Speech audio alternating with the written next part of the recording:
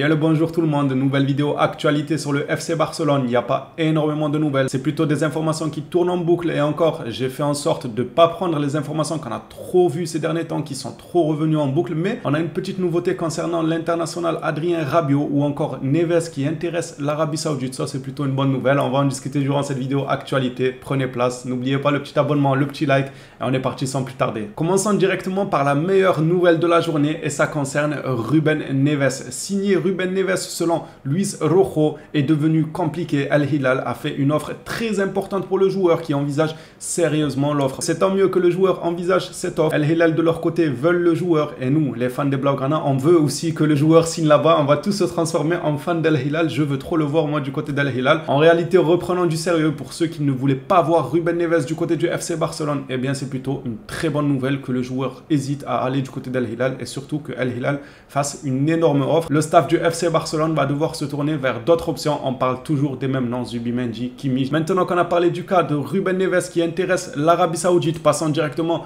au cas d'Umtiti et l'anglais. Ça, par exemple, c'est une information réchauffée car on l'a déjà vu encore hier ou avant-hier. Il me semble hier même de sûr. Mais cette fois-ci, on a une date. Là où hier, il n'y avait pas de date. C'est pour ça que j'ai jugé ça utile de vous partager, histoire que vous sachiez à quelle date c'est prévu. Selon Gérard Romero, le club donnerait la priorité au départ d'Umtiti et de l'anglais avant le 30 juin. Concernant Umtiti et l'anglais, c'est très bien que le club s'active pour les vendre. Comme ça, on pourra inscrire des joueurs rapidement. Vous le savez, il y a déjà un accord avec Rock. Gundogan, ça patine énormément encore. D'ailleurs, Gérard Romero en a parlé. On va en parler durant cette vidéo. Comme ça, en plus de ça, on aura juillet, août pour travailler tranquillement et non pas laisser les dossiers de Umtiti, de l'anglais traîner, nous bloquer. Ensuite, il restera 2 semaines à la fin du mercato. On se retrouvera bloqué. On ne se sera pas forcément activé. Enfin, par là, je veux dire, c'est déjà bien qu'il y ait une date, mais il reste aussi à les vendre réellement avant cette date parce que c'est bien beau de se fixer une date. Mais si jamais ils échouent, ils n'arrivent pas à le vendre, on aura un problème. Ils vont carrément nous ralentir. Parlons maintenant de Adrien Rabiot. Selon Gérard Romero, Rabiot a été offert à Barcelone. Il sera libre de tout contrat à la fin du mois. Bien évidemment, quand c'est des dossiers comme ça où je sais que c'est mitigé, il y en a certainement qui vont dire oui, je veux Rabiot et d'autres qui vont dire non, je ne veux pas de Rabiot. On ouvre directement un débat dans l'espace commentaire, les Blaugrana. Je vous pose la question, est-ce que vous voulez d'Adrien Rabiot du côté du FC Barcelone ou pas? Moi, très clairement, c'est un grand oui, ne serait-ce que du côté financier. Si ça fait un caissier, imaginez, caissier, on le récupère gratuit. Au final, un an après, là, on va le vendre aux alentours des 30-35 millions. C'est plutôt un joli coup. Imaginez, on fait pareil avec Rabiot. On le prend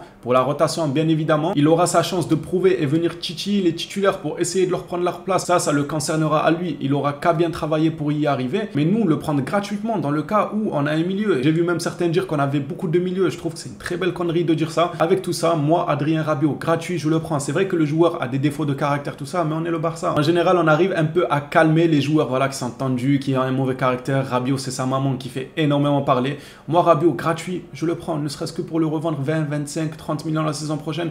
Pourquoi pas? Dites-moi, vous de votre côté, est-ce que vous signez Adrien Rabiot ou pas? Au passage, je pense que Adrien Rabiot, son dossier sera ouvert si jamais Gundogan ne vient pas. On nous parle de Rabiot, on nous parle d'autres pistes, notamment hier, ce que j'ai partagé, le Lo Celso. Je vais vous la repartager aujourd'hui aussi avec une petite précision qui, justement, concerne le cas Gundogan. J'attends vos retours concernant le cas Adrien Rabiot et on va rester toujours dans le milieu du terrain du FC Barcelone avec Lo Celso que j'ai partagé hier en vous disant que le FC Barcelone s'intéressait à lui. Franchement, j'ai été agréablement surpris par les commentaires car il y en a beaucoup qui affirmaient que Lo Celso serait une bonne piste, que ce soit pour la rotation, que ce soit pour étoffer le milieu de terrain du FC Barcelone ou encore même pour la qualité du joueur. Je pensais qu'il y allait avoir plus de personnes qui refuseraient. Il y en a eu quand même. Il y en a qui ne veulent absolument pas entendre parler de Lo Celso, mais la plupart vous êtes plutôt d'accord pour une arrivée de Lo Celso cet été. Alors hier, on vous partageait l'information comme quoi il intéressait le FC Barcelone. Aujourd'hui, il y a une précision. Ça serait lié au cas de Gundogan directement. Alors apparemment, selon Luis Rojo, Lo Celso est dans le viseur du Barça jusqu'à là. Rien de nouveau, mais comme renfort si le deal avec Gundogan n'aboutit pas. Cette précision, elle est très importante. Rappelez-vous que Xavi a dit que si jamais ce n'était pas les Gundogan, les Kimmich qui rejoignent le FC Barcelone, on aurait besoin tout de même de renfort. Donc ça concorde totalement.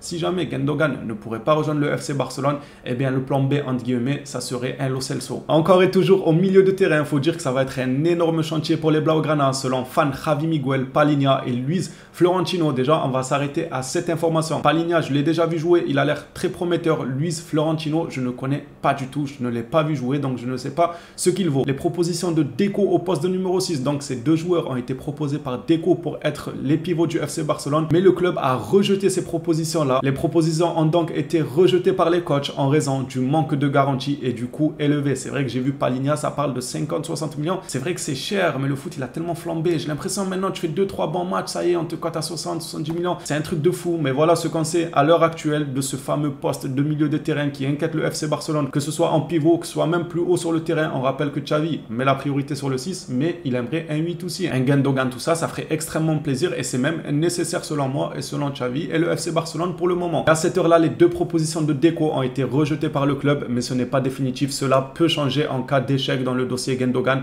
ou autre joueur. Et puisqu'on parle de Gundo, on va terminer cette vidéo actualité par lui justement. Selon Sport, Gundogan aurait déclaré à ses proches qu'il voulait aller à Barcelone, mais qu'il n'avait encore reçu aucune offre. Soit c'est un ultime bluff de la part de Sport qu'ils en savent rien du tout, que Gundogan il a rien dit du tout à sa famille, soit c'est vraiment vrai, mais que le Barça déconne à ne pas envoyer une offre. Mais attention, je dis ça, mais il faut prendre du recul. Ça se trouve que le Barça ne peut tout simplement pas se permettre de faire une offre parce qu'il faut d'abord faire des sorties. C'est pour ça justement qu'il s'active à vendre définitivement les Umtiti, l'anglais, tout ça, pour leur permettre d'accélérer enfin sur le marché des transferts. Pour l'instant, je préfère croire le scénario 1, c'est que Sport, ils n'en savent pas grand-chose. Si Gundogan, il a confié à sa famille qu'il voulait aller au FC Barcelone, car je pense que pour formuler une offre, le Barça, on est quand même capable sans vendre, parce que là, on ne parle pas forcément de la signature, juste de l'offre pour voir si le joueur va l'accepter ou pas. Gérard Romero, on a d'ailleurs parlé aujourd'hui de Gundogan et selon lui, les chances que Gundogan arrive du côté du FC Barcelone seraient de 50%. Comme indiqué sur ce communiqué, on lui aurait dit que le taux d'arrivée de Gundogan était de 50%. En vrai, ça va être noir ou blanc, ça va être du 50-50. Vu notre situation actuelle, je trouve que c'est déjà ça, que le pourcentage soit à 50%, que ce soit financièrement,